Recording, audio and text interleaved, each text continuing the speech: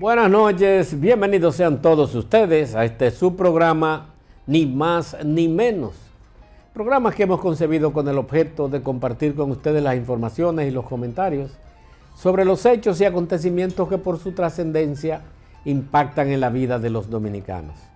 Yo soy Arturo Méndez Zarzuela, productor general de este espacio, y les invito para que se mantengan con nosotros por los próximos 55 minutos, donde además de conmigo compartiremos con un experto en derecho penal y en derecho constitucional con quien hablaremos sobre reformas. Ustedes lo conocen, es Chesnel Calcaño quien estará con nosotros más adelante. Hoy el río sigue bajando hondo, hay nuevos decretos, mismos que ha publicado el presidente Luis Abinader en su cuenta, el señor Guido Gómez Mazara, quien causó muchos revuelos porque presumiblemente ocupó las instalaciones de Indotel con un grupo de sus seguidores, pues salió el decreto. El anuncio fue oficializado en la cuenta de WhatsApp del presidente Luis Abinader. Guido Gómez Mazara sustituirá en la posición a Nelson Arroyo. Ponme la foto de Guido, por favor. Josefa Castillo fue designada también en Misía de Franjul.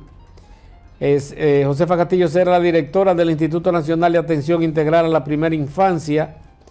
El presidente Luis Abinader emitió también decreto donde Atención Integral, INAIPI, el Instituto Dominicano de las Comunicaciones, Indotel, Guido Gómez Mazara, el Instituto de Desarrollo del Suroeste, Indesur, el Sistema Único de Beneficiarios, SUBEN, además de la Unidad Técnica Ejecutora de Proyectos de Desarrollo Agroforestal, UTEPDA, la Dirección General de Embellecimiento de Carreteras y Avenidas de Circunvalación. Esto todo están contenido en el decreto 455-24, donde designan, entre otras, Modesto Castillo, Príamo Rafael Ramírez Hubiera, fue designado director ejecutivo del Fideicomiso Público Privado para la Gestión Integral de Residuos Sólidos. Óigame usted, un fideicomiso para la gestión integral de residuos sólidos. Miguel Franjul, ex senador de Peravia, fue designado como enlace de las iglesias evangélicas con el Poder Ejecutivo. ¿Usted sabe lo que es? Coordinador del Gabinete de Familia, además. En tanto que Noel Octavio Suberví Nin será el director ejecutivo del Instituto para el Desarrollo del Suroeste. Fran Alejandro Erasme Soto será el nuevo director ejecutivo de la Unidad Técnica Ejecutora de Proyectos de Desarrollo Agroforestal de la Presidencia de la República, y Rodolfo Valera Grullón como director general de Embellecimiento de Carreteras, Avenida y Circunvalación. Coño, pero venga acá. Del mismo modo, Carlos Modesto Guzmán Valerio fue designado director general de la Dirección General de Desarrollo de la Comunidad. Hilario de la Cruz González, director de la Reserva de la Policía Nacional.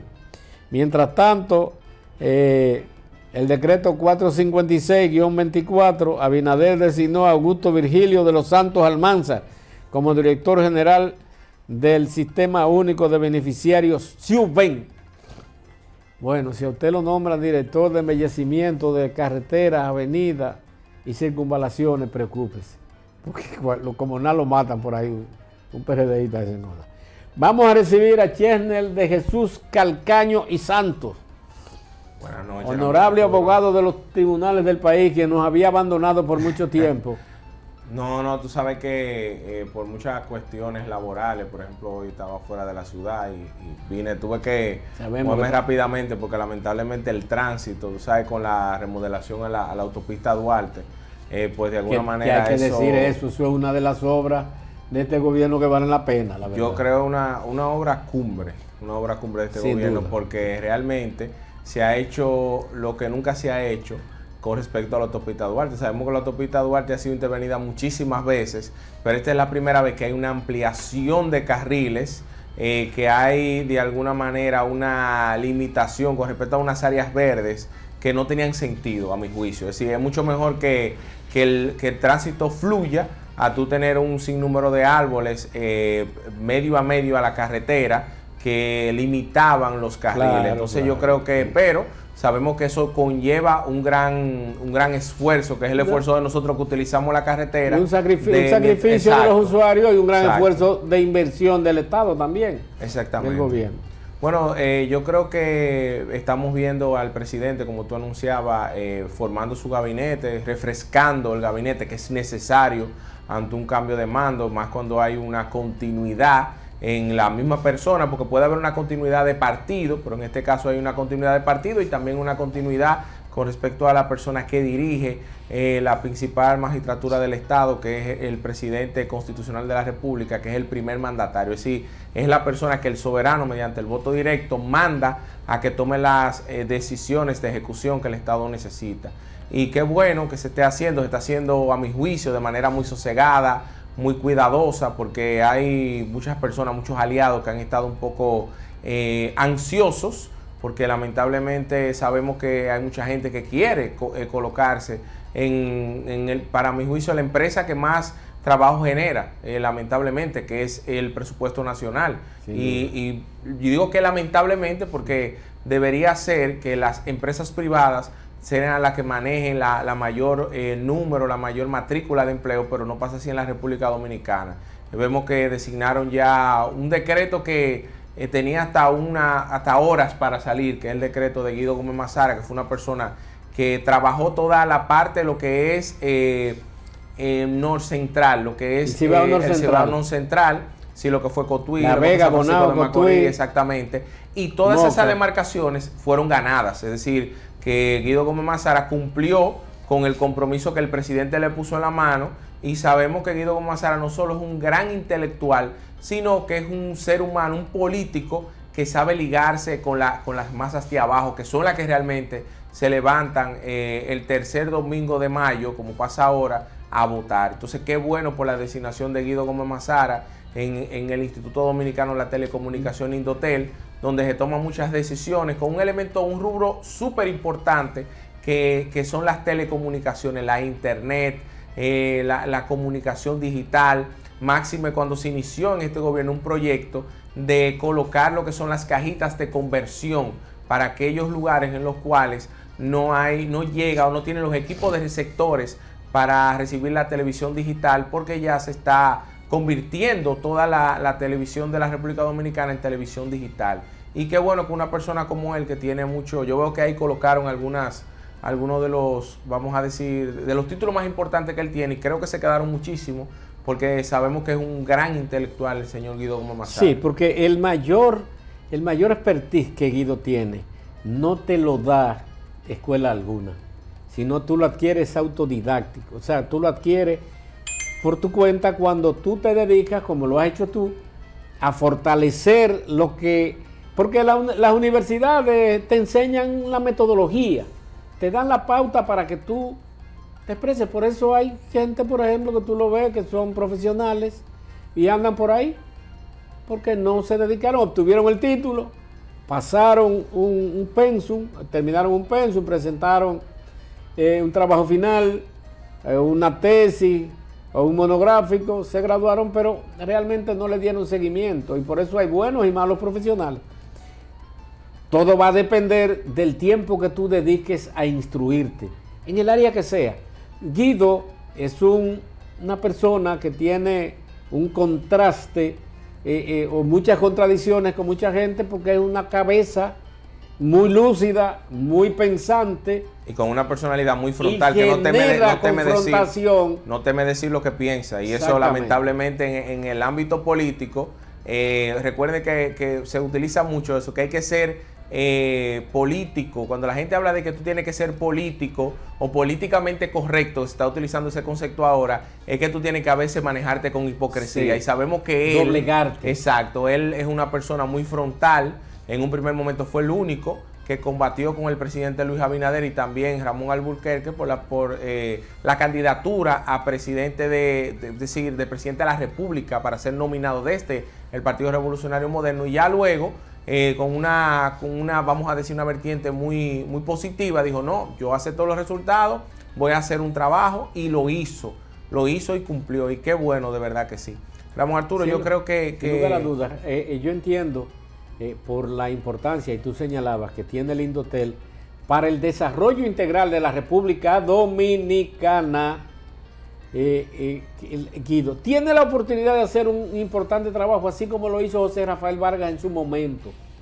Naturalmente, el Indotel ha cambiado mucho de aquí para allá, el mundo ha cambiado de allá hasta aquí, pero Guido, entiendo que es la persona idónea para reinsertar o insertar a la República Dominicana tecnológicamente en el camino del desarrollo integral. Mira, te digo algo, para nosotros cerrar esa parte con respecto al Indotel y Guido Gómez Mazara. Yo creo que nada más con que Guido pueda lograr en un primer momento que la internet en la República Dominicana no sea un recurso de lujo. Y tú vas a decir, ¿cómo un recurso de lujo? Abaratarlo. Bueno, es que lo que tiene colocado como carga impositiva el servicio de la internet en la República Dominicana es muy costoso el servicio. Sí. Y aunque usted dirá, por aquí cualquier persona en cualquier barrio populoso tiene internet, sí, pero debería ser mucho menos costoso y tener un servicio más eficiente. Pero además, imagínate tú que pudiera crearse desde el punto de vista de un proyecto nacional de la interconexión a nivel del país completo con fibra óptica. Es decir, que el Estado Dominicano pudiera en un momento permitirle, bueno, mira, tú Telefónica, como yo te cobro impuestos, coloca la fibra óptica, y esa inversión que tú vas a hacer, yo te la voy a absorber sobre la base del impuesto que tú tienes que pagar, que es lo mismo como un proyecto que se hizo en el gobierno pasado, ya el gobierno del PLD, en la distribuidora. Claro. Que tú colocabas un proyecto, por ejemplo, tú tenías una comunidad rural, un proyecto de una propiedad, una empresa, y tú dices, bueno, yo tengo el dinero para hacer la inversión, para crear el proyecto eléctrico aquí. Luego entonces, tú hacías la inversión, la distribuidora te conectaba, te interconectaba, y luego de eso entonces la distribuidora te iba haciendo con el paso del tiempo una deducción del pago que tú hiciste por ese proyecto, que tú te beneficias, pero además beneficias a todos los pobladores de ese lugar, y la distribuidora no tiene que hacer una inversión directa, sino que de manera indirecta la distribuidora hace esa inversión sobre la base del dinero que tiene que captar por la energía que te sirve. Entonces, qué bueno sería que se haga ese proyecto a nivel nacional y que se facilite, Ramón Arturo, porque uno de los temas más difíciles, que lo viví de manera personal, es tú llevar un cable de servicio de internet a un lugar en el cual en principio no se planificó colocar internet.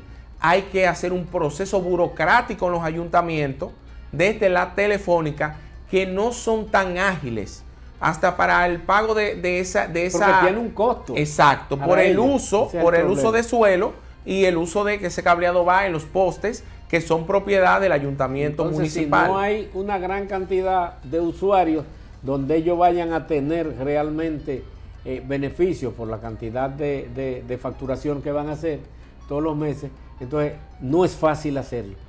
Tendría, inclusive el usuario tiene que costear a veces la inversión no la inversión, sino el costo de instalación. Eso es una realidad, esto es tan real. Y eso que tú señalas sobre la interconexión de las productoras de energía, todo se ha caído, y el desplome que ha tenido el sistema eléctrico, porque toda contraprestación que se ha dado respecto a esa situación, ahora mismo lo último es que no quieren conectar, y Celso Marrancini quiere cobrar impuestos, por ejemplo, a aquellas inversiones que tú hagas para instalar, por ejemplo, en tu hogar la energía solar. Dice que no se puede. Tú sabes que hubo facilidades para que gente hicieran interconexiones. Por ejemplo, aquí hay grandes las clínicas. Tú ves esos techos, esos parqueos supuestamente techados, ¿de qué es un techo? No es un techo. Son paneles solares. Exacto. Buscando que abaratar el costo de la energía servida. Naturalmente tiene que hacer una gran inversión en principio. hay una ley que lo favoreció en un momento, que ya la quieren derogar. Celso Marancini está echando de pleito. Que hay que decir que eso es un tema internacional de incentivo a las energías limpias. Exactamente. Es decir, eso no es de la República Dominicana. Se han inventado que no es verdad que son tan limpias. O sea, con el objeto de que él planteaba algo que yo estoy de acuerdo, que es que él dice, está bien, yo te voy a permitir que tú me vendas energía, porque hay que decir que el contador, que es de alguna manera un contador especial porque recibe energía eléctrica, pero también la energía que el panel solar genera y que se coloca en las baterías y que usted no la puede consumir. Entonces usted la consigue, te la devuelve a la red. Exacto, entra a la red para que la distribuidora la pueda administrar y la pueda entonces revender. ¿Qué él planteaba? Él decía, yo no puedo pagarle al usuario que tiene panel solar el kilo que él me produce al mismo precio que yo se lo vendo al usuario. ¿Por qué? Porque el que tiene panel solar no paga empleado, no paga un servicio outsourcing, por ejemplo, como los camioncitos que van y cortan, ponen la luz. Entonces, esa parte sí me parece razonable de que la distribuidora no tengan que pagar el kilo, porque es lo que estaba pasando. La distribuidora estaba pagando el kilo al mismo costo que ellos servían al usuario. Y no es justo porque tú estás haciendo energía limpia, pero una energía que tú produces. Suponte, pero él ha estado hablando de cobrar un impuesto extra a esa persona. Y suponte, pero ahora, ¿con qué objeto se hizo eso? Bueno, con el objeto de que no se presionara tanto al sistema tradicional de servicio de energía, porque nos estábamos reventando, no se estaba instalando la energía que ameritaba el país en su desarrollo, porque nosotros consumimos 70 veces más que lo que consumíamos hace 20 años. Pero tú sabes que también pasa con eso, que en el gobierno anterior eso se estaba dando, esas concesiones a los ciudadanos, sin verificar cómo estaban las zonas. Y por ejemplo en Santiago, todo lo que es Villa Olga está ultra cargado de energía que se está produciendo con los paneles solares y que la distribuidora no tiene, vamos a decir así, el sistema instalado ahí para que esa energía no se pierda. Entonces, ¿qué pasa?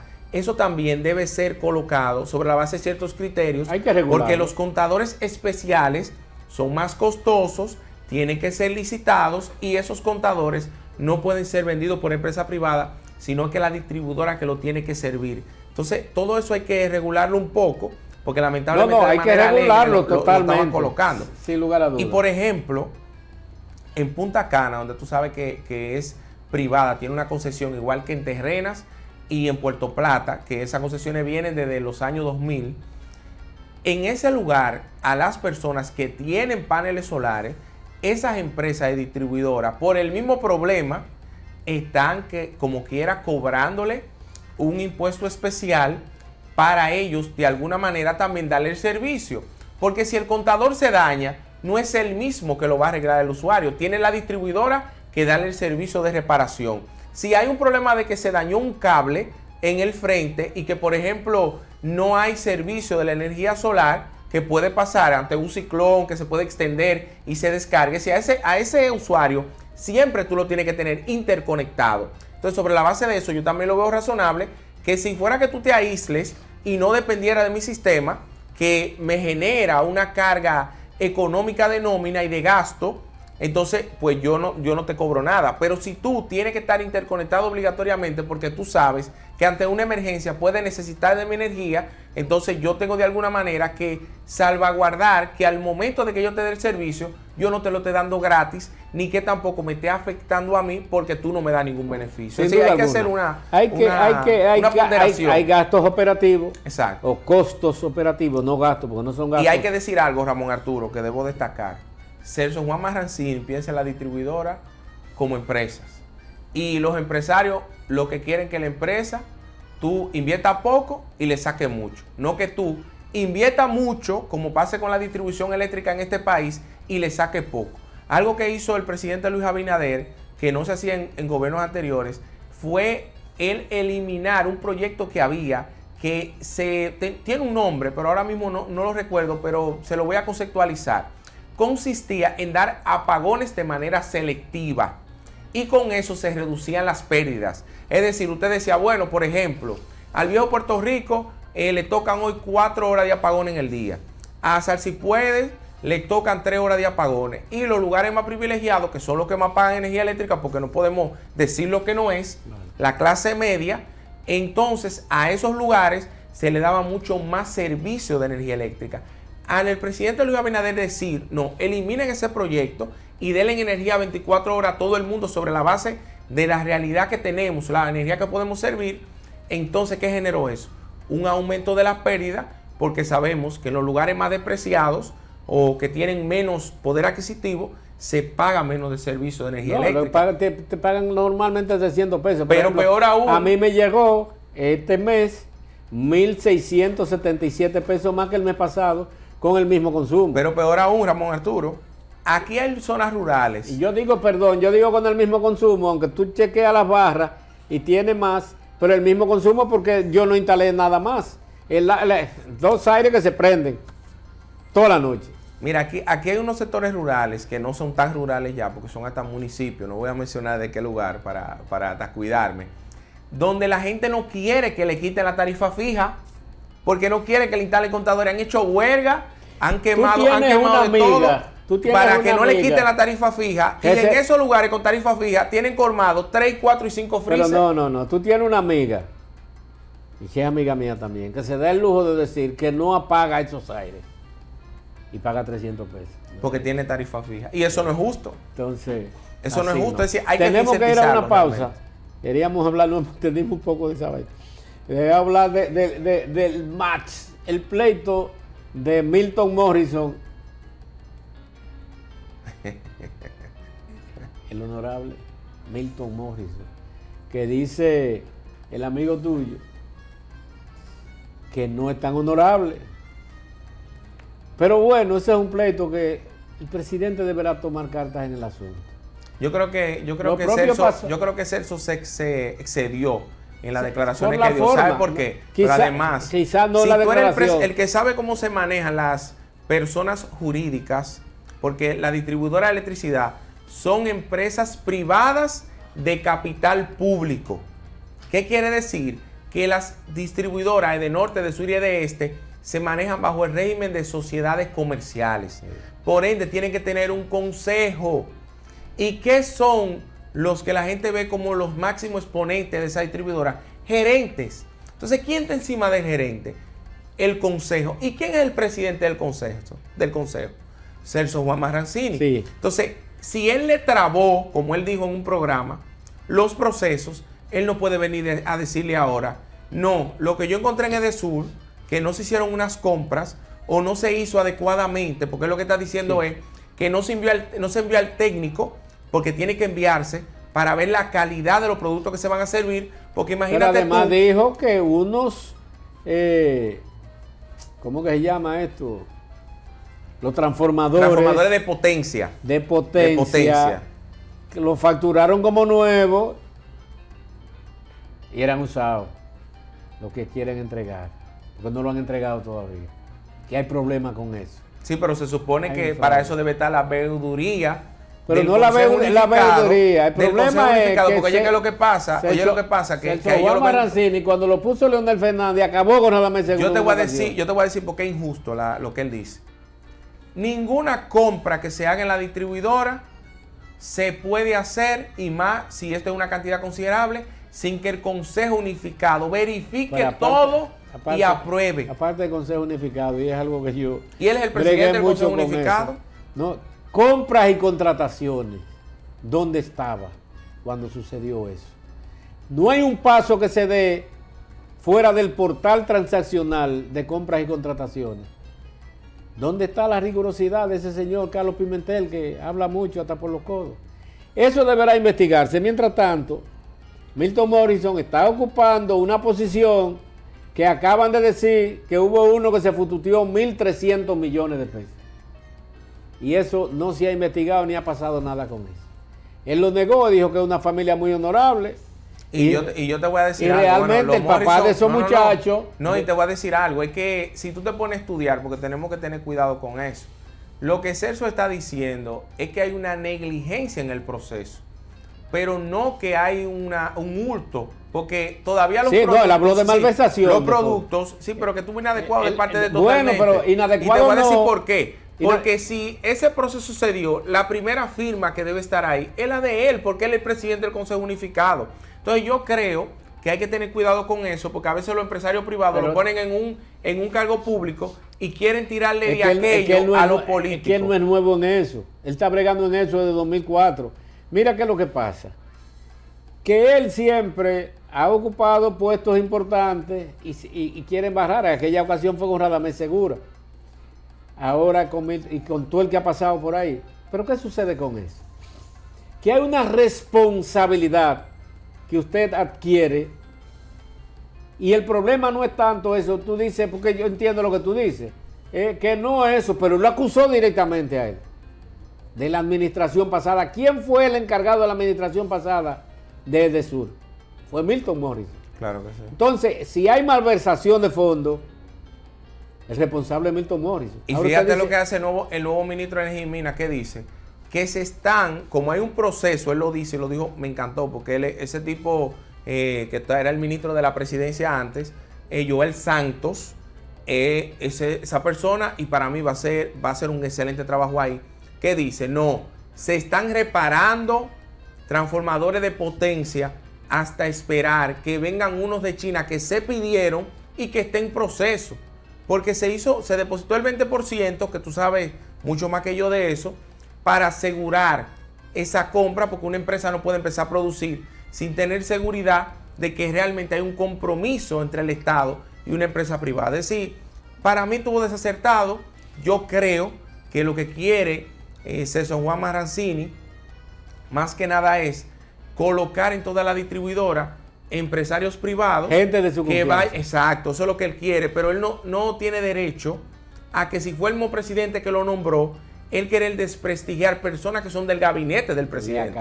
Eso no está adecuado. Es decir, y lamentablemente los políticos no han aprendido que con la gente de la sociedad civil y con los empresarios privados, cada vez que lo benefician, lo que quieren es dañar a los políticos. Y los políticos no son malos, porque la democracia que tenemos hoy en este país se la demos. Es política. Todo es política. El cargo que tiene Celso Juan Maranzini es político. Claro que sí. Todo es político. Todo es político. Ahora, otra cosa es que usted vaya a politiquear a los puestos, pero usted está ahí, pues político. Pero el responsable de toda esa vaina y que no quiere saber de político es el propio presidente de la República. Parece que él no es político. Él no quiere político en ningún puesto, en ningún cargo. Él no quiere en la Suprema, ni en la Procuraduría, en ninguna parte del mundo quiere político. Y esos cargos son políticos. Lo que usted tiene que poner personas honorables, que hagan rendir la función que la gente espera para que coadyuve con el desarrollo integral de los seres humanos que cohabitamos en este pedazo de tierra. Eso es lo que tiene que hacer. Pero tenemos que irnos a una pausa. Y cuando retornemos vamos a hablar de la reforma. El presidente a este momento está reunido con los diputados y senadores de su partido, 175 en total, para bajar la línea de lo que deben hacer. Cuando retornemos luego de esta pausa, no le cambien.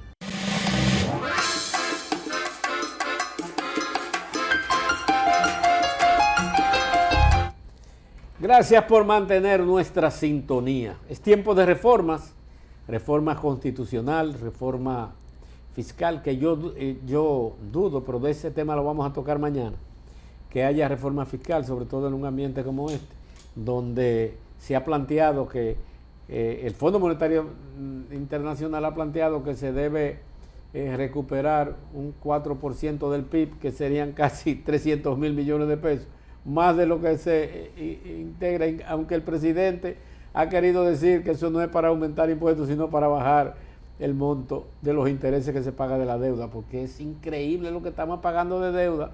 Y cuando empiecen a cumplirse ese mazo que se ha cogido ahora en estos 4 años, eso no sabrá lo que va a pasar. Pero vamos a hablar de reforma fiscal, de reforma constitucional, sobre todo, algo que creó mucho, no vamos a decir, bueno, sí podemos decir contratiempo al presidente, porque hubo muchas contradicciones, hubo muchos movimientos, sobre todo los referentes. Hay 2 cosas que han causado que la disminución de la matrícula de diputados por los intereses que afecta y lo del Consejo Superior del Ministerio Público. Y quiero hablar con Chesney, que es un avesado abogado, aún su juventud, penalista, y es bueno que sepamos que lo penal es lo que va a litigar con el Ministerio Público, el penalista, porque el Ministerio Público se encarga de la persecución criminal. Ningún Ministerio Público aquí traza políticas criminales del Estado. Ese es uno de los temas. Es algo, pero realmente eso queremos enfocar con Chesney, que además de eso fue fiscal.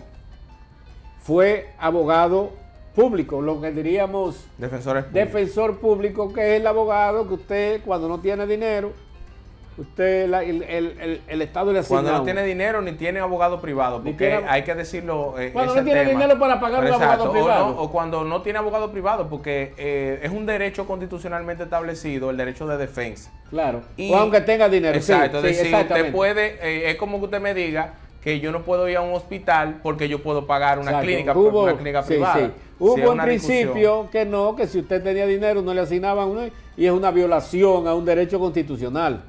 Y más que un derecho constitucional, a un derecho humano. Usted va a defender mi libertad, que es el principal derecho después de la vida a tutelar. Y si yo entiendo que el abogado del Estado, que en este caso el abogado que el Estado coloca para tutelar los derechos, yo entiendo que está más capacitado para de alguna manera tutelar, salvaguardar mis derechos, pues yo tengo el derecho a acceder a eso. Es como que yo digo que el médico que está en el hospital está más capacitado que un médico que está en una clínica. Yo digo, no, ya no quiero que me operen en esa clínica porque yo tengo dinero para pagarlo, pero el médico que está en ese hospital público es el que yo quiero acceder. El Estado no puede, pues si no te está excluyendo. ¿Qué es el Consejo Superior del Ministerio Público? Sí, mira. En breve, en brief, o sea... Sí, lo primero que nosotros tenemos que decir, que antes de la existencia de la Constitución del año 2010, que ha sido corroborada tanto por el consultor jurídico del Poder Ejecutivo y por el subconsultor jurídico del Poder Ejecutivo, que el maestro Pedro, que nos dio clase a nosotros, y también Antoliano, que es el consultor jurídico, han establecido que ha sido una de las constituciones más democráticas y una constitución que solo la Constitución de Moca de 1858, creo, 58, establecían tantas garantías como esa Constitución del año 2010, y del 1858 al 2010. En el 2010, recuerden ustedes, que uno de los problemas también que yo critico, que antes, cuando Hipólito llegó en el año 2000, en un plumazo, en un solo ordinal de un decreto, canceló a todos los fiscales del país, de corte, fiscalizadores y procuradores fiscales, incluyendo el procurador. Ya luego, cuando llega Leonel Fernández en el 2004, Leonel Fernández vuelve y quita los del PRD y coloca los del PLD. Igual pasó en el año 2008, cuando Leonel vuelve y retorna. En el 2010, en la administración de Radamés Jiménez, se crea y se coloca en la Constitución del año 2010, que empezó en vigencia en el 26 de enero de 2010, lo que es el Consejo Superior del Ministerio Público. ¿En qué consiste? Es un órgano de dirección que traza de alguna manera la administración económica y administrativa de la Procuraduría General de la República, vamos a decirlo así, pero de manera muy especial del Ministerio Público, que es un órgano apéndice de la Procuraduría. ¿Por qué debemos decir? Que no es lo mismo. No es lo mismo. Tenemos el procurador está encargado de las cárceles, del INASIF, y también como órgano está el Ministerio Público. Realmente el ente más importante del Ministerio Público no es el procurador, es el director nacional de persecución, que quien ahora mismo lidera esa parte es la magistrada Jenny Berenice Reynoso, que se encarga de liderar a todos los procuradores titulares del país y a todas las especializadas. Entonces, en el Consejo, ¿cómo está el Consejo establecido? El Consejo del Ministerio Público tiene un fiscalizador electo por sus pares de carrera, un procurador fiscal de primera instancia electo por sus pares de carrera, un procurador de corte electo por sus pares de carrera, un procurador general adjunto electo por sus pares, que puede ser de carrera o no. ¿Cuántos procuradores generales adjuntos hay? 7. Hay 14. 14. 7 y 7. Hasta ahora 7 nombrados por el presidente y 7 nombradas por la procuradora cuando llega. Sí. Sí, la procuradora cuando llega. Que casi siempre lo que la procuradora nombra o el procurador nombra son algunos de carrera y 2 o 3 quizás que no son de carrera porque ese será su equipo. Entonces, ¿qué otro elemento tiene el Consejo que en la reforma se quiere quitar? Que tú lo establecías en la introducción y es real. Que el Consejo Superior del Ministerio Público traza las políticas de persecución de, en este caso, de los delitos. Pero ¿qué sucede? Que todo lo que tiene que ver con la política criminal del Estado no es solo perseguir. Si la política criminal del Estado, una parte es perseguir los delitos, pero la mayor carga de la política criminal del Estado es interinstitucional. Es decir, parte de la política criminal del Estado, mucho escuchamos a José Laluz, que José Laluz dice, si llevamos los derechos al barrio, no hay delito. Y te dice, ¿cómo así? Si le llevamos trabajo a la gente al barrio, si le llevamos salud, si le llevamos seguridad, si le llevamos educación, eso es política criminal, porque eso es política preventiva, claro, para que no se cometan los delitos. Pero ¿qué es lo que hace el Ministerio Público? Perseguir. El Ministerio Público nunca ha hecho nada para prevenir, porque ese no es su rol. Entonces, en esta reforma que se plantea, se quiere quitar ese rol que nunca lo ha ejercido el Ministerio Público. Lo tiene el Consejo, pero nunca lo ha ejercido materialmente. Y dárselo a un Ministerio de Justicia que se va a crear, que dentro de los numerales que se colocan como en la parte final, que son transitorios, se dice que hasta que se cree el órgano que va a tener esa potestad, el Ministerio Público retiene la facultad, pero que no la ejerce porque no tiene las condiciones. Entonces, más que nada el Consejo, ¿no? Entonces, ¿qué también se planteaba en la reforma que ya se echó para atrás? No eliminar el Consejo Superior del Ministerio Público, eso nunca se dijo. El que leyó el documento se da cuenta que nunca se dijo. Lo que se iba a eliminar de la Constitución era la manera como estaba conformado, porque se iba a decir, se crea el Consejo Superior del Ministerio Público, su conformación y sus atribuciones serán regidas por ley. Se regían por ley. ¿Qué pasa con eso? Que normalmente debemos señalar que debería ser así. Que casi todo lo que establece la Constitución de la República, lo que traza es la norma, o sea, la pauta. Y de ahí la forma en que esa pauta se va a seguir, la determina una ley especial. Normalmente son leyes, las que manda la Constitución son leyes especiales. Eso se llama principio de reserva de ley. Exactamente. Porque es que la Constitución no puede ser muy detallada. No, que no hay espacio. La Constitución no debería ser tan extensa. Es decir, la nuestra... Que de hecho es demasiado extensa. Es demasiado extensa. Esa es la realidad. Entonces, ¿qué es lo que se planteaba? Porque hay que decir algo. Hay artículos de esos que tienen 15 ordinales. Que no debería ser. Que no debe ser. Por ejemplo, esos todos los derechos que están establecidos, como los derechos de la misma Constitución dice que son extensivos y que hay tantos derechos como se vayan creando, diferentes generaciones, entonces no debería establecerse toda esa categoría de derechos, sino que eso debería estar preestablecido quizá en normativa, pero como son de índole fundamental, se quieren colocar ahí de manera programática. Pero ¿qué sucede? Volviendo al tema del Ministerio Público. Yo creo que el presidente ha sido coherente. Desde que el año 2016 él dijo que quería un Ministerio Público independiente. ¿Independiente de qué?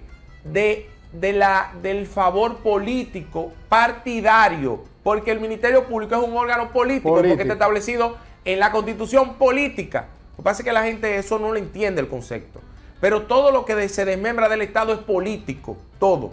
Ahora, político partidario es otra cosa. Entonces, el presidente lo que quería es, y yo creo que es un tema de cuidado, que yo creo que no debió echarse hacia atrás, es que pudiéramos, y yo lo he conversado con Ramón Arturo, tener un procurador que va a ser ahora nombrado por el Consejo Nacional de la Magistratura, que va a ser sacado del Consejo Nacional de la Magistratura, y en ese aspecto vamos a volver a la Constitución del 94. Porque nunca debió el procurador estar en el Consejo, pero sabemos que el presidente Leonel Fernández lo quiso colocar para tener mayoría de votos, claro, y era elegir los jueces a dedo, vamos a decirlo así. Sí. Entonces, tiene que sacarse el procurador. Yo no estoy de acuerdo que sea el Consejo Nacional de la Magistratura, porque como su nombre lo dice, la instituta legal es el Consejo de la Magistratura y elige entonces magistrados, y lo único que son magistrados son los jueces. Es bueno que diga, que yo lo he reiterado mucho aquí, que a veces procuradores fiscales dicen yo, magistrado, procurador fiscal. Los procuradores fiscales no son magistrados. Fíjate que yo lo dije en un momento. El concepto de magistrado es para la jurisdicción. Exacto. El que es juez, aunque sea de paz, es un magistrado. Porque pertenece a la magistratura. Magistratura. Fíjate que yo, cuando mencioné a la directora nacional de persecución, dije magistrada Jenny Berenice, porque hay un tema ya de uso. De costumbre. Es de uso. Ahora se va a llamar fiscal general. Y entonces estarán los procuradores de corte y procuradores fiscales y fiscalizadores. Que me gusta mejor. A mí yo siento que es mejor esa parte de fiscal general.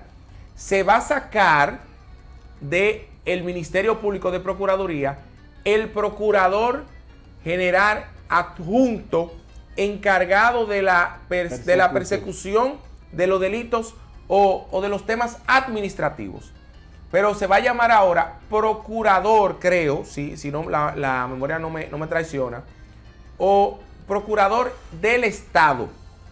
¿Por qué? Porque en el caso del abogado que representa los intereses del Estado, porque eso es lo que hace el Procurador General Administrativo, eso en el Tribunal Superior Administrativo, exactamente. Nunca debió pertenecer a la Procuraduría, sino que sus intereses son velar por los intereses del Estado en materia de las relaciones del Estado con el particular, que es la ley 107.3. Entonces eso se va a sacar también, eso está súper bien. Que no debió estar juntos nunca. Nunca debió estar. Inclusive hasta en la forma, que yo subí varias veces cuando estuve Rubio, atención, en el Servicio Nacional de Salud,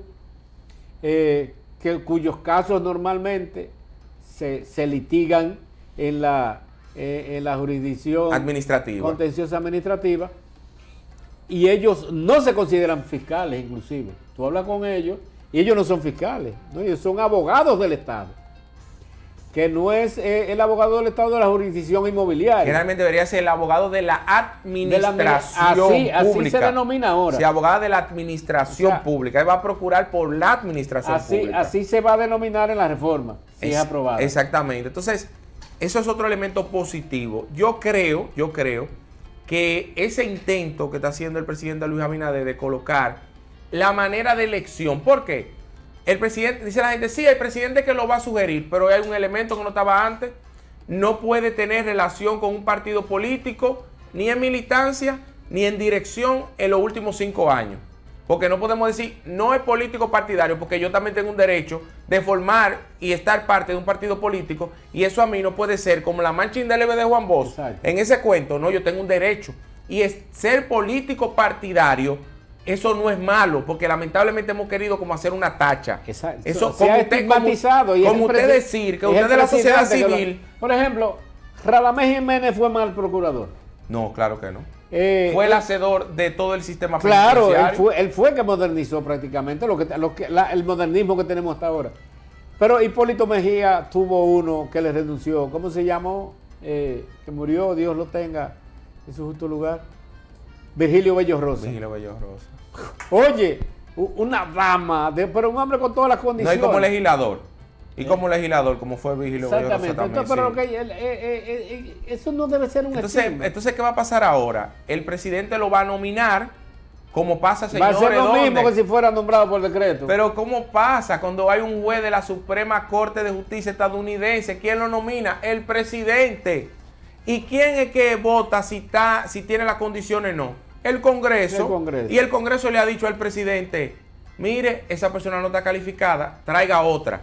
¿Y quién ese presidente lleva, Ramón Arturo? De gente de su confianza. Personas, si son demócratas, son republicanos. De su confianza. ¿Me entiendes? Y ellos, ¿cuál es el primer elemento que ese funcionario tiene que tener y que está en el derecho anglo?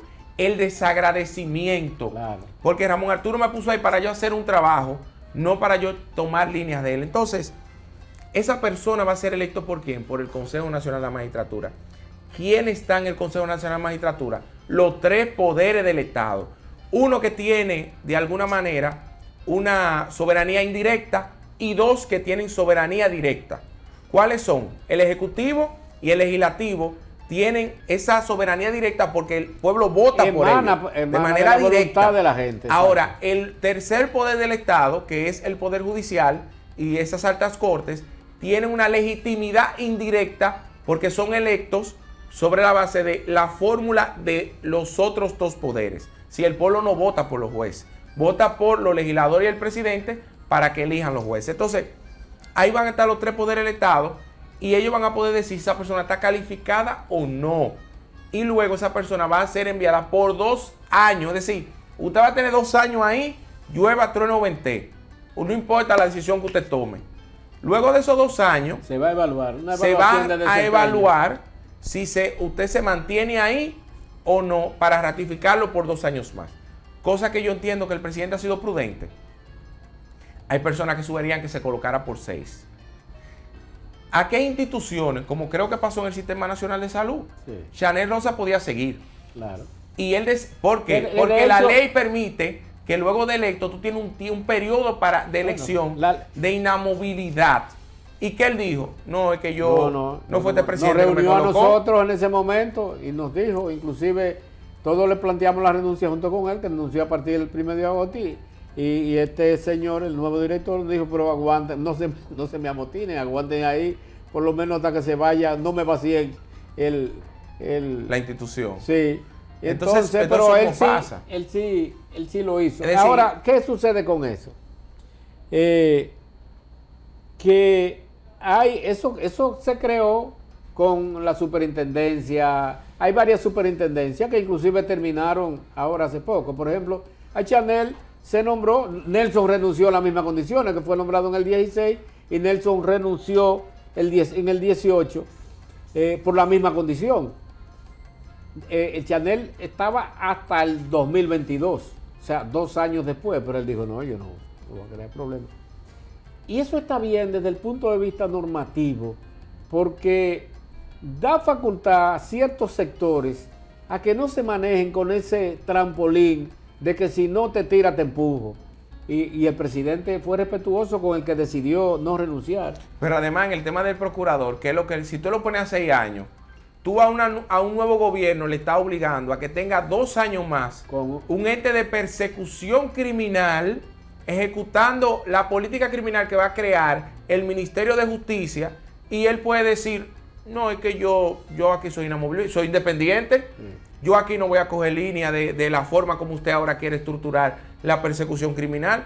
Pero además, si le dan 6 años, puede permitir que temas de corrupción que hayan sido del gobierno que lo eligió no sean perseguidos. ¿Y qué decía el presidente Abinader? Yo no quiero crearme esas amarras para que no digan que yo quiero protegerme y proteger a mi partidario. Él se ha manejado muy prudentemente. Más allá del tiempo. Él tiene muy buenas intenciones con eso. Yo creo y tengo preocupación personal con la manera. Había un abogado en un simposio que se dio en Santiago que dijo que el problema del Ministerio Público no es el procurador, son las distintas corrientes que existen ahí, que no son de este gobierno, son de el gobierno del PLD de Leonel Fernández y el gobierno del PLD de Danilo Medina, y que tienen intereses propios y de otros que no tienen que ver con este gobierno, que pudieran nombrar 3 personas en el consejo y cerrarle el paso al procurador que se nombre. Eso es peligroso. Y ojalá que se piense no en corrientes politiqueras o de agradecimiento, sino en causar este país. Chene, gracias. Nos faltó tiempo. Comprométete a venir la semana próxima, el próximo miércoles aquí. Viene. Yo voy a hacer todo lo posible por venir. Bien. Nos vemos mañana, ustedes y nosotros. Manténganse ahí con Dalia Grullón sin rodeo. Buenas noches. Un placer, buenas noches.